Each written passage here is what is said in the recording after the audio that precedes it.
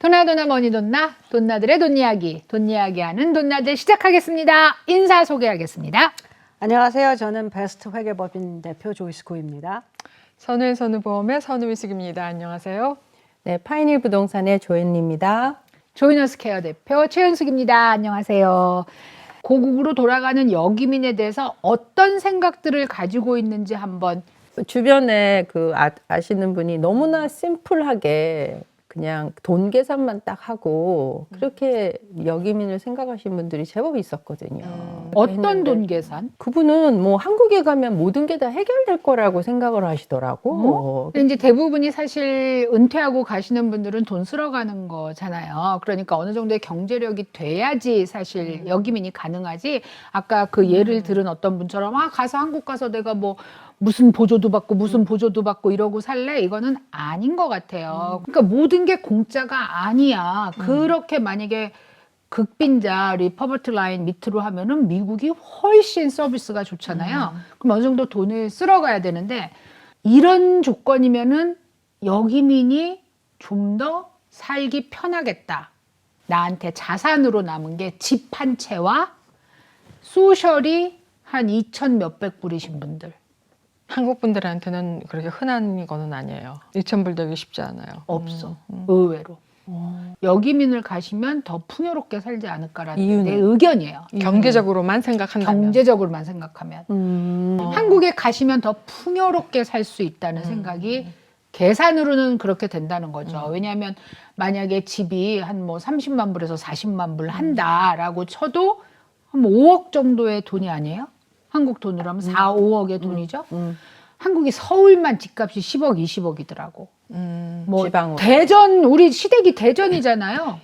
2억, 3억이 있어요. 그 대전도 왜 대전 시내가 아니라 뭐 이렇게 좀 떨어져 있잖아요. 근데 뭐 평택, 춘천 이런 데가 전철이 다 가. 기차가 아니라. 뭐 부부가 소셜 인컴이 3,000불 나온다. 그래서 인업 하겠다라고 하는 거는 한국에 가서 대중교통만 이용할 때. 그렇죠.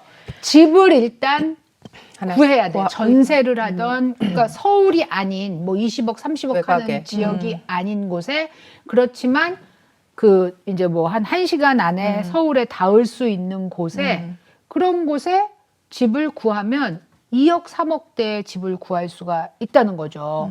그리고 이 소셜 연금을 한국에서 타면 한 400만 원에서 뭐 500만 원 이렇게 만들어지는 돈으로 생활이 가능하다는 거지. 한국이 작정만 하면 식비가 싸요.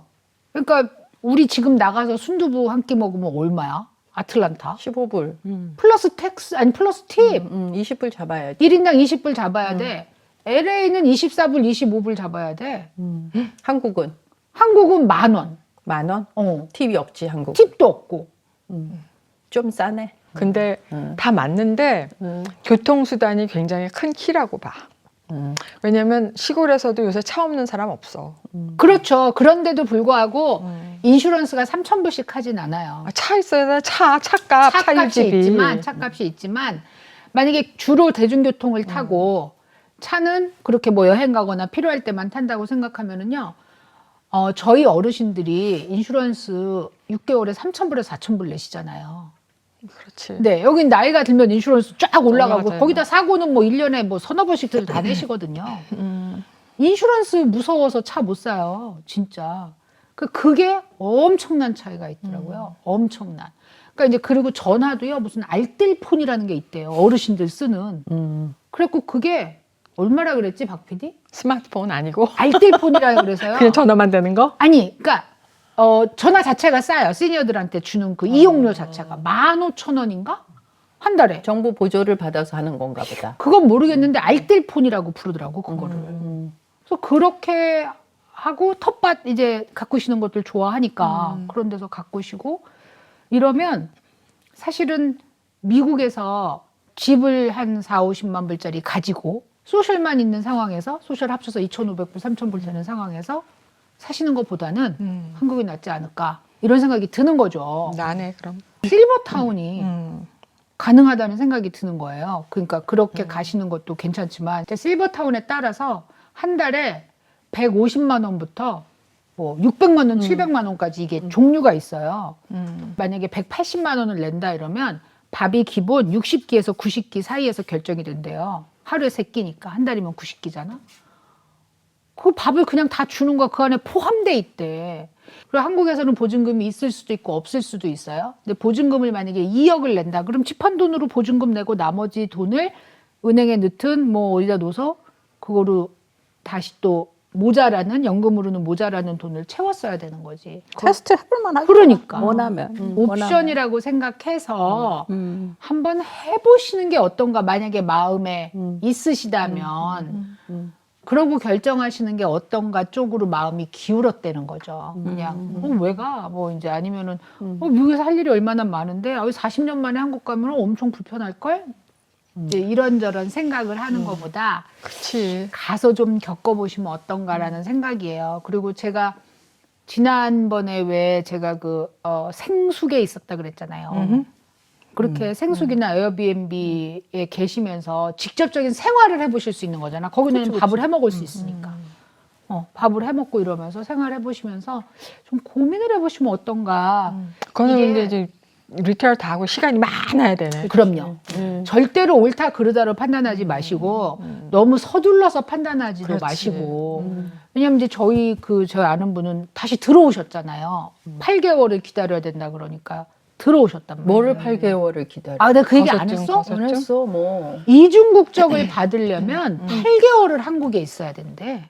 나는 이제 여기민이나 특히 이중국적 이런 것을 생각할 때 20대 한국을 떠나서 미국에 왔다 이 말이에요.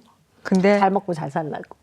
글쎄 왜 왔는지 그거는 이제 뭐 여러 가지 각자 다 이유가 다르지. 있겠지만 한국에 남은 사람들이 적어도 생각할 때는 더 좋은 어퍼튜니티를 찾아서 가나 보다 그랬는데 이제 여기서 잘 먹고 잘 살았어 40년 동안 말.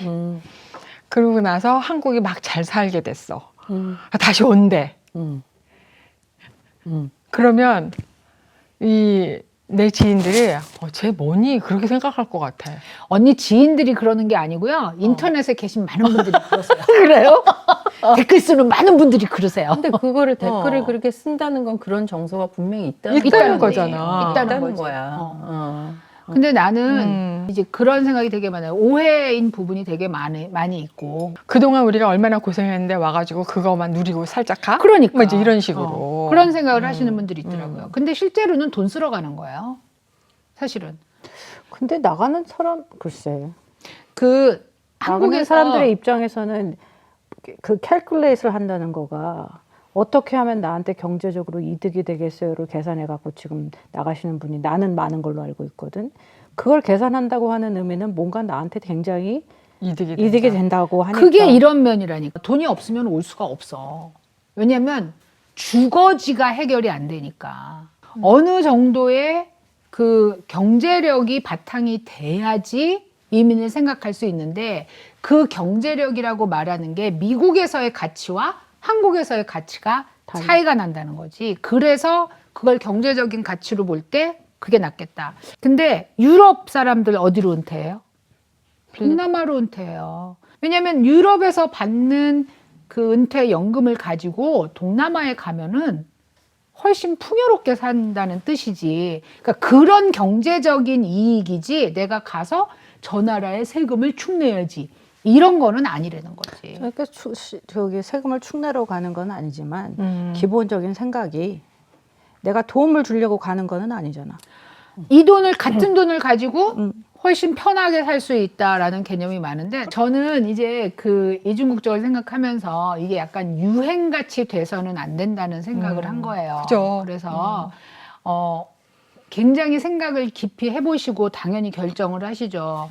아유 갔다 안 되면 돌아오지. 그건 이거는 아니야. 그 전에 생각을 하셔야 되는 거죠. 이중국적을 받으시기 전에 여기민을 가시기 전에 여러 번에 걸쳐서 테스트를 하시고 내가 아직도 한국에 사는 게 괜찮은 사람인지를 파악을 하셔야 돼요. 근데 한편으로 생각하면 그 외국 사람들도 한국 가서 잘 살잖아요.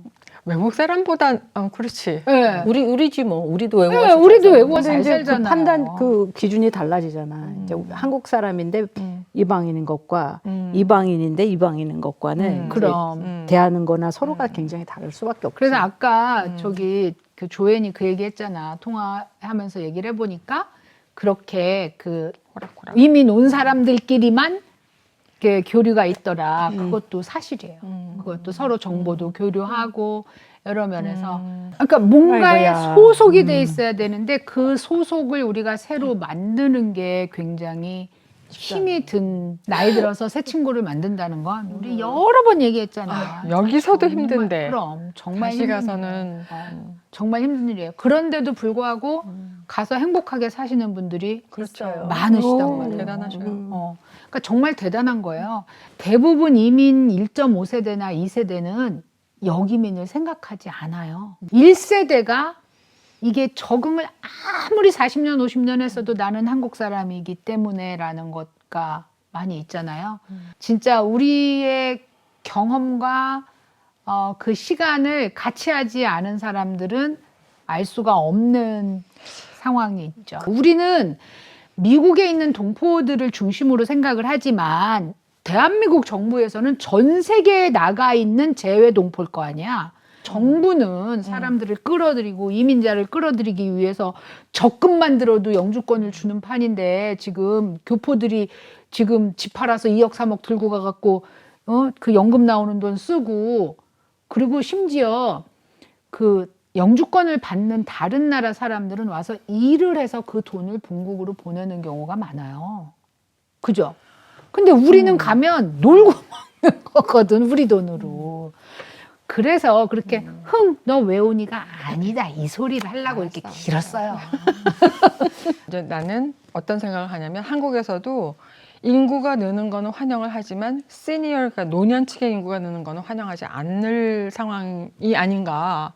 그것 때문에 아마 그 시민권을 55세, 45세로 내린다는 얘기가 있어요. 이제 나이를 45세, 55세로 하향 조정을 하면 이제 해외에 나가 있는 고급 인력들이 그렇지. 이중국적으로 들어와서 기여를 해서 이제 인력이 늘어나지 않겠느냐라는 의견도 있고 법 제정을 하자고 이미 국회의원들이 얘기를 하고 있다고 해요. 이게 약간 트렌드처럼 지금 붐이 일고 있는 느낌이야. 그래서 이제 우리의 의견은 머니돈나의 의견은 충분히 생각하고 알아보시고 결정하셔라라는 거라는 거죠. 이게 무조건 막 가세요 좋아요 뭐 전철도 공짜로 타요 이러면 안 된다는 거죠. 우리 노후가 길어져서 우리 역이민을 해서 이중국적을 받고 한국에 가서 노후를 보내는 게 우리한테 또 다른 옵션이 된 것도 사실입니다.